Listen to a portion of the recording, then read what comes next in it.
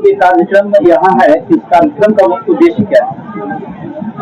देखिए, इस कार्यक्रम को मुख्य उद्देश्य बताने से पहले तमाम आप लोग जो आपकी चैनल है, आपके दर्शक हैं और आपको मैं बहुत बहुत धन्यवाद देता हूँ, शुक्रिया अदा करता हूँ। आज इस बैठक का उद्देश्य जो है, पहला उद्देश्य तो ये है कि गांव के लोगों को जागरूक किया जाए राजनीति के प्रति।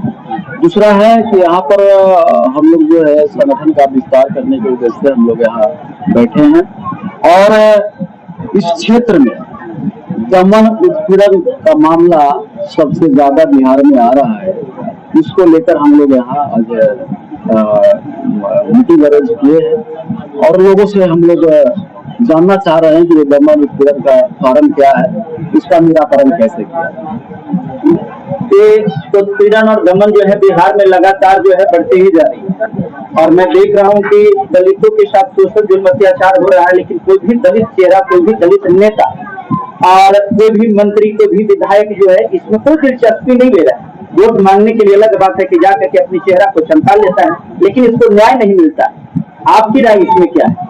देखिए, जितनी जो दलित नेता एमपी विधायक है वो किसी न किसी दल के विधायक है, ठीक है ना। वो अपने दल के एजेंडे पे काम करेंगे और जिस दल के वो एमपी विधायक है उसके एजेंडे में दलित उत्पीड़न से कोई लेना देना है ही नहीं। तो एमपी विधायक अगर बोलेंगे तो दल विरोधी गतिविधि में इनको नाम डाल के इनकी सदस्यता रद्द कर दी जाएगी। इसलिए वो अपने इलाका को ही इशारा मानते हैं। और सच ये भी है कि जितने जो आपको दलित एमपी विधायक देख रहे हैं, चाहे आप बीजेपी जेडीयू का हो, उनको दलित से कोई लेना देना नहीं है। वो अपने आप को मानते हैं कि इनके कृपा से एमपी विधायक बने, इसलिए वो कृपा को शुक्रगुजार में लगे हुए रहते हैं और अगला टिकट कैसे मिले इसके लिए चापलूसी करने में लगे हुए रहते हैं। उस समाज की आवाज क्या उठाएंगे? उस समाज के नाम पे चुनाव ही नहीं लड़ा, उस समाज के हित के लिए कोई काम ही नहीं किया। उनको तो चमचागिरी करने पर ही टिकट दिया गया है कि बहुत बड़ा चमचा है तो एमपी को टिकट दे दो, उससे कम चमचा है तो विधायक को टिकट दे दो, उससे और कम चमचा है तो मुखिया जिला पसंद लगा दो। यही तो है।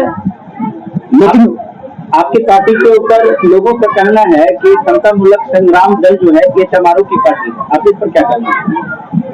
अगर मैं चमार जाति में पैदा लिया और इस लड़ाई को अगर लड़ रहा हूँ, अगर इस दृष्टि से कोई देखते हैं तो उनका कहना कोई गुनाह नहीं है, पर मेरा सिद्धांत समता मूलक समाज स्थापित करने का है। अगर समता मूलक समाज को अगर चमार कहते हैं तो चमारों की पार्टी है।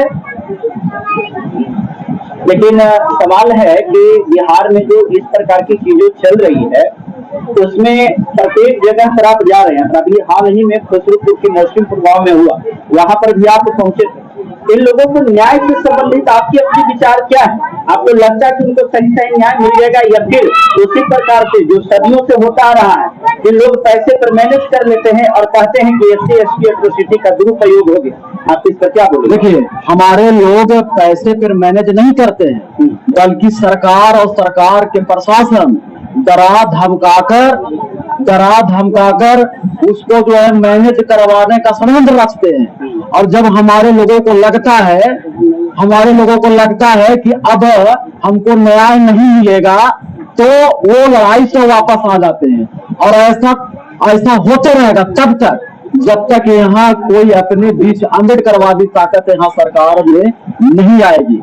अगर आप चाहते हैं कि ये समाजवादी लोग या तो मनुवादी पार्टी कांग्रेस और बीजेपी, समाजवादी गोष्ठवादी के चरणों में रहने वाले नीतीश और लालू जी के पार्टी अगर यहाँ दलितों को न्याय दिला देगा तो ये भ्रम नहीं है, क्योंकि ये दोनों का काम एक ही है।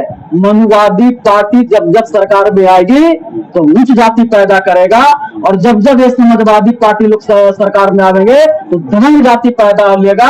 और दोनों को काम है गरीब गुरबा दलित को कुचलना।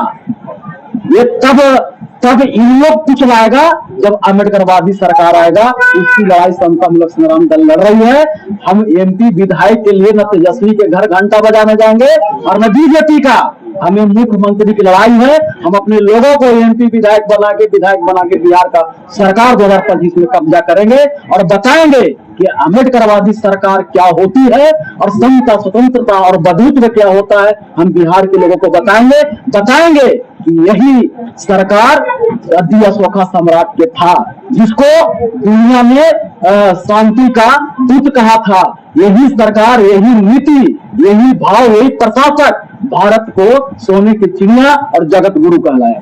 एक आखिरी सवाल सर ये है कि हाल ही में बिहार में ये जातिगत जनगणना हुआ।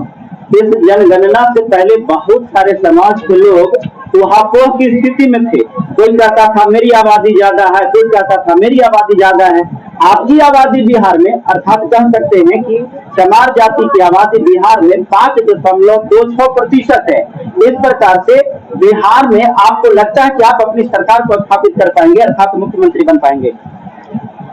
देखिए, सबसे पहले तो कि जातीय गणना जो है वो सही है। बहुत सारे लोग बोल रहे हैं कि ये गलत है, मैं इसे गलत नहीं मानता, सही है और सही समय पे हुआ है। अब इसको राजनीतिक इस्तेमाल नीतीश जी करेंगे या मोदी जी करेंगे, ये अलग बात है।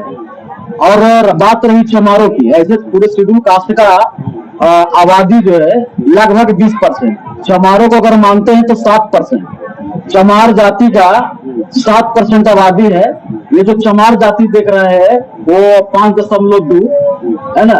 बाकी जो और बौद्धिस्ट देखेंगे तो बौद्धिस्ट में भी 90% चमारी है, ईसाई में 80% चमारी है और अन्य धर्म के कॉलम में रविदासिया धर्म में 100% चमारी है। इस सारे को अगर जोड़ेंगे तो चमार यहाँ 7% है और सेकेंड लार्जेस्ट जाति है। मैं ऐसे जाति का राजनीति नहीं करता, मैं तो सिद्धांत की राजनीति करता हूँ। अगर जाति के भी अगर आप सवाल करते तो जवाब देने में मैं पीछे नहीं हटूंगा। जब नीतीश कुमार जी 2% होके 20% 20 साल सरकार में है, काफी गुना भाग बताइए ना। हम 7% होकर नहीं सरकार बना सकते हैं क्या? निश्चित बनाएंगे, क्योंकि चमार जाति जैसा मुलायम जाति, सामाजिक न्याय जाति हमें नहीं लगता है कि बिहार की धरती पर कोई है। आपका आबादी में नहीं 7% है, लेकिन 70 भाग में बटे हुए, ये भी बात ऐसा क्यों? और इसको कैसे एक मंच पर लाइए? नहीं, हम समझ रहे हैं 70 भाग में बटे हुए। कहने का मतलब है कि आप 7% हैं, कोई उस दल में है, कोई उस दल में है, भिन्न भिन्न दलों में बटे हुए। तो आपके साथ मैं बता रहा हूँ कि अगर किसी का 5 बेटा हो, अपना घर ना हो, तो किराए के घर में रहेगा। तो किराए का घर जरूरी है कि कोई एक ही बिल्डिंग में लेगा, कोई अगल में, कोई बगल में, कहीं भी लगेगा, भाव के अनुसार, इज्जत के अनुसार, है कि नहीं? लेकिन जब अपना घर बन जाएगा, पूछ के ही घर का ना हो, तो सिर्फ एक ही घर में वापस आ जाएगा। अब अपना घर बन चुकी है, पूरे बिहार के लोग आ जाएंगे। आप देखिए, विश्वास कीजिए। बहुत धन्यवाद सर।